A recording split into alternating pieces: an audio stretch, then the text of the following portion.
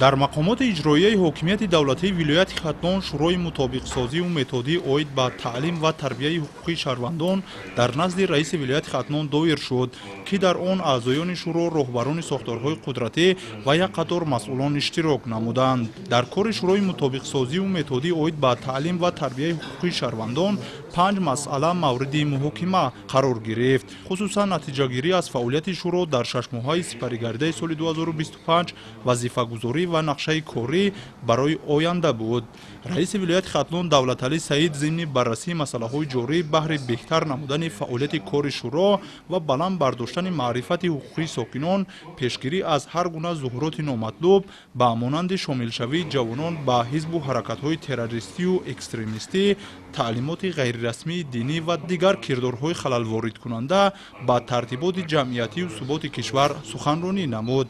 қайд кард, ки ҷомеаи ҷаҳониро хатарҳои зиёд дар самти амнияту субот ва тартиботи дохилӣ таҳдид карда истодааст.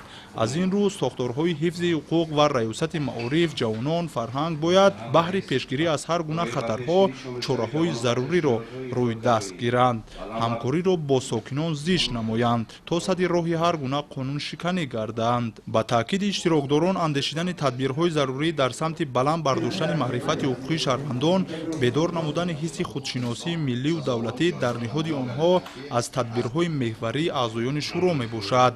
аз ин рӯ баҳри ноил шудан ба ин комёбиҳо бояд ҷомеаро ба илмомӯзӣ рӯ овард ва ба интихоби роҳи дурусти зиндагӣ талқин намуд. дигар баромадкунандагон атрофи гузарондани чорабиниҳои зеҳнию маърифатӣ, фароҳамории шароити арзандаи таълиму тадрис, ҷалби ҷавонони синни даъватӣ ба сафи қувваҳои мусаллаҳи ҷумҳурии Тоҷикистон, маърифати андозхории изҳори назар намуданд. зикр гардид, ки баҳри беҳтар шудани маълумотнокии сокинон ва пешгирӣ аз ҷинояткорӣ дар аксар шаҳру ноҳияҳои вилояти Хатнон, чорабиниҳои омӯзишӣ бо усули хона ба хона, деҳа ба деҳа дар самти баланд бардоштани маърифати ҳуқуқӣ ва пешгирӣ аз ҳар гуна хатарҳои вайронкунандаи тартиботи ҷамъиятӣ гузаронида шудааст ва тасмим аст чунин вохӯриву суҳбатҳоро миёни табақаҳои гуногун бештар намоянд.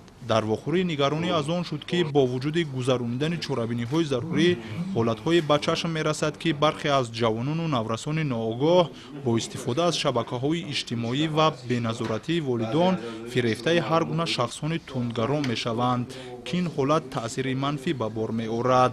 дар идомаи вохӯрӣ баҳри баланд бардоштани ҳисси ватандӯстӣ миёни сокинон изҳори назар шуд.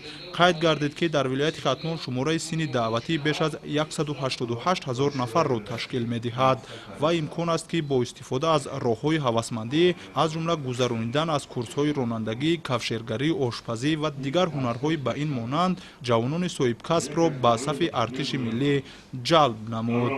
дар охири шӯрои мутобиқсозиву методӣ оид ба таълим ва тарбияи ҳуқуқи шаҳрвандон дар назди раиси вилояти Хатнон ба масъулон баҳри беҳтар шудани фаъолияти шӯро ва баланд бардоштани маърифати ҳуқуқи сокинон, бахусус ҷавонон, пешгирӣ аз ҳар гуна амалҳои ҷиноӣ ва таҳдиду хатарҳо дастурҳои мушаххас дода шуд.